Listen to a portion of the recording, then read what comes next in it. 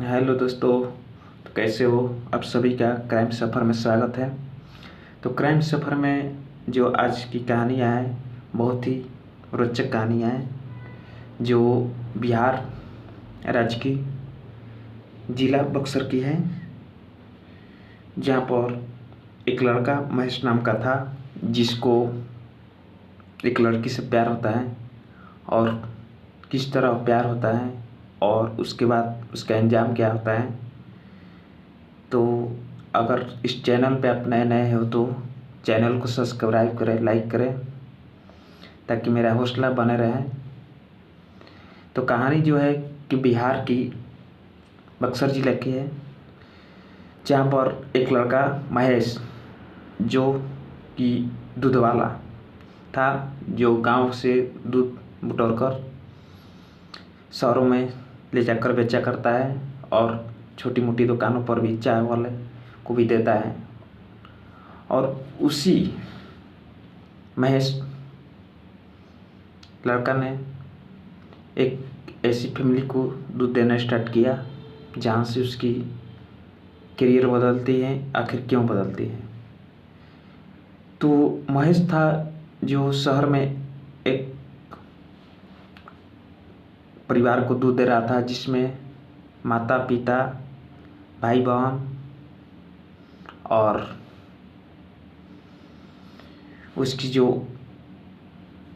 बड़े भाई थे उस परिवार के लड़की के, उसका शादी हो चुका था, उसकी पत्नी नहीं। जो महेश था गांव से दूध बटोरता और लेकर शहर में जाता और रोज ना दूध दिया करता था।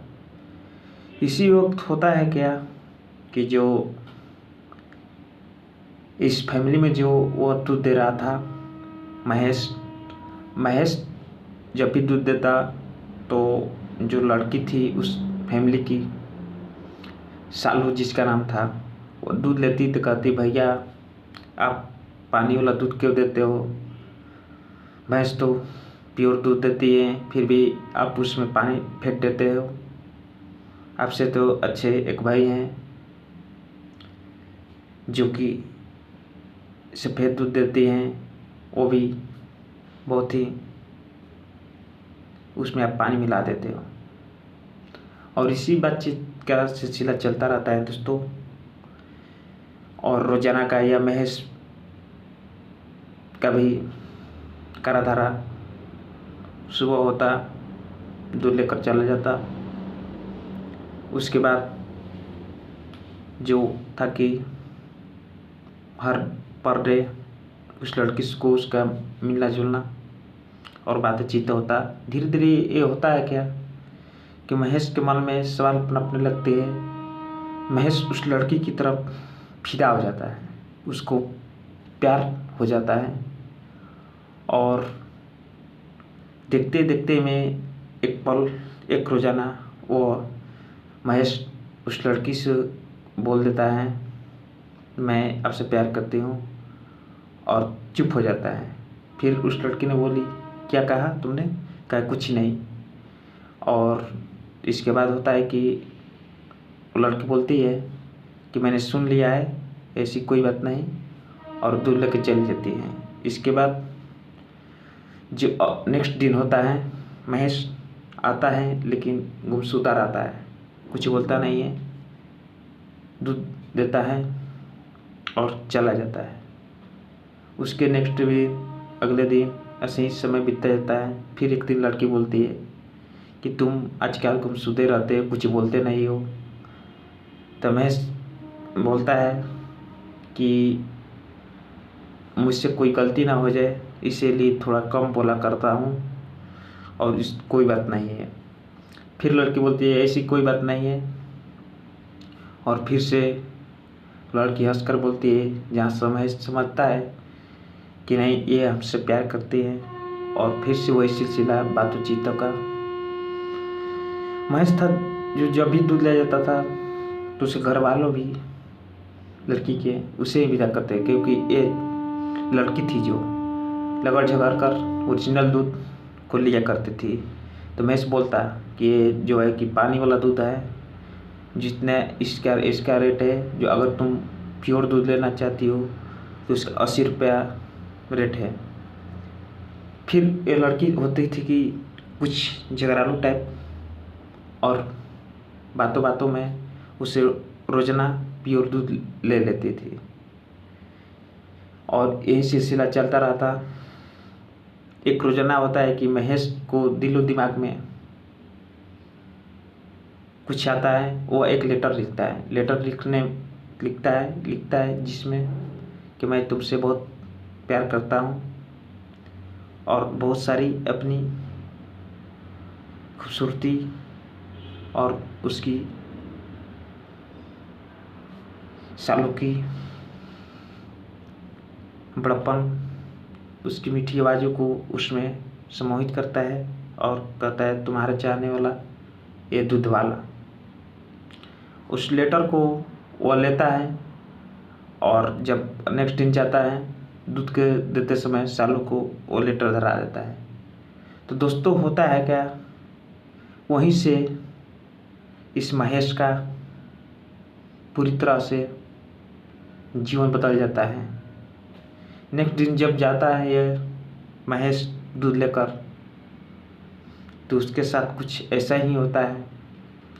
सालू थी जो कि ये लेटर अपने परिवार को देती है, जिससे उसके परिवार वाले ने नाराजगी जताई।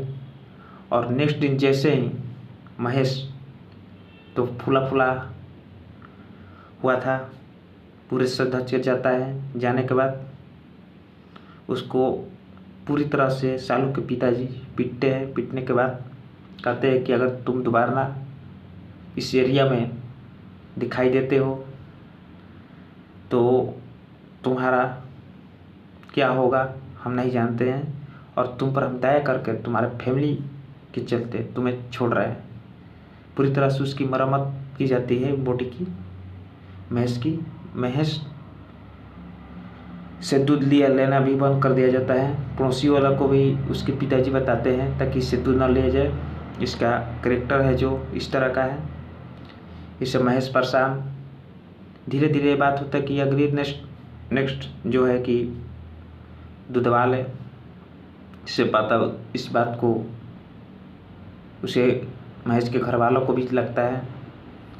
महेश के घर वालों को लगता है, जहाँ से महेश शर्मिंदगी महसूस करता है।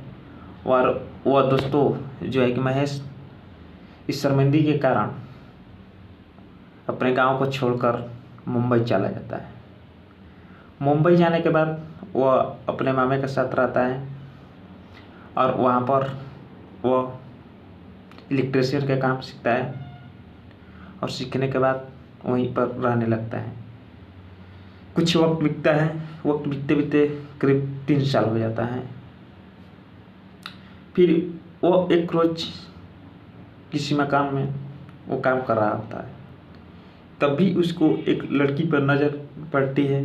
नज़र पड़ने के बाद उसको मन में लगता है कि लड़की तो जो है सालू ही है, और हो ना सका हो ये सालू ही है।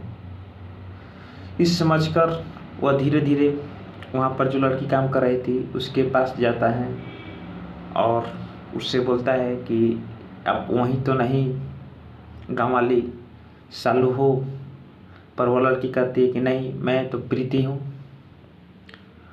और इस बात को लेकर धीरे धीरे वो रोज़ाना उसका आना जाना उस घर में काम कर रहा था, और उसी घर में वो लड़की थी जो चाय पानी बनाती, एक नौकरानी के तौर पर। दोनों को बात विचार चलता है। वो बात पर जो है कि महेश कहता है हो ना हो तुम सालू हो, सालू कहकर बात करता, और कहता कि मैं उससे बहुत प्यार करता था, हद से अधिक मेरे दिल की गहराइयों में वो बस चुकी थी। सालू कहती तुम तो हमसे बात करते हो और फिर भी तुम सालू का नाम लेते हो, मैं तो प्रीति हूँ। तो वो अपना पूरी तरह से बातें बताता है और कहानी बताता है कि इस तरह से हुआ मेरे साथ घटना।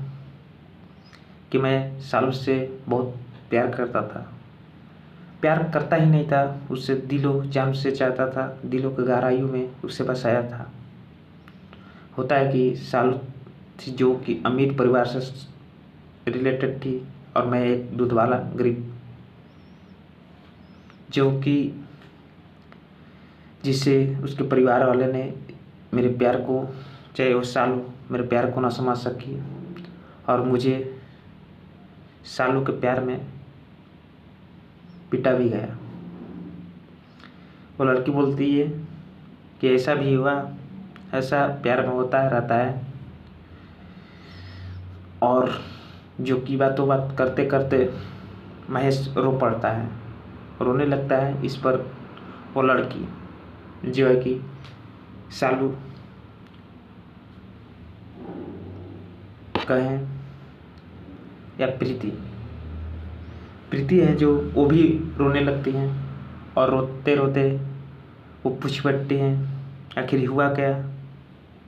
फिर वो पूरा कहानियों के जोर में कहता है इसलिए आंखें भर आई। फिर वो लड़की भी जो कि वहाँ पर मुंबई में प्रीति जी, वो भी रोने लगती हैं। फिर वो अपनी कहानी बताती हैं और दोनों गले लिपट जाते हैं और कहानी बताते हैं कि होता है क्या कि जो लड़की वो प्रीति थी वही सालू थी, जो वहाँ कैसे पहुँची, किस कारण पहुँची, वो अपनी पूरी जर्नी को बताती है